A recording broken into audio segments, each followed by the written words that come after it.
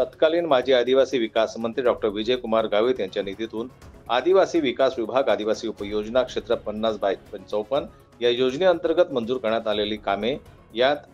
जाहुलेपैकी मोहाजपाडा ते बोंबले वस्ती, वाघधनी फाटा ते रताळी पाडा, खोबऱ्याचा पाडा गुरटेंबी ते ठाणगाव रस्ता, देवळीचा पाडा ते भेनशेत, केळावन ते चौधरी वस्ती, आंबेपाडा ते निकोळे, घांगळे वस्ती आदी रस्त्या कामाचे उद्घाटन माजी पंचायत समिती सदस्य तसेच महाराष्ट्र प्रदेश अनुसूचित जमाती महामंत्री NT गावित यांच्या हस्ते करण्यात आलं। त्याच्या उद्घाटन प्रसंगी तालुकाध्यक्ष राजेंद्र निकोळे, सुनील भोये, सामाजिक कार्यकर्ता देवीदास गावित, चिंतामण वार्डे, माजी सरपंच परशुराम वार्डे, उपसरपंच हर्षवर्धन गावित, रमेश माळघरे, जयराम गोये, कैलास वाघरे,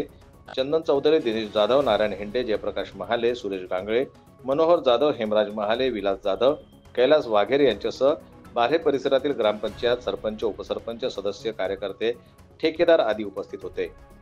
जनमत लाईव्ह न्यूज करिता बोरगाव प्रतिनिधी लक्ष्मण बागुल यांची रिपोर्ट।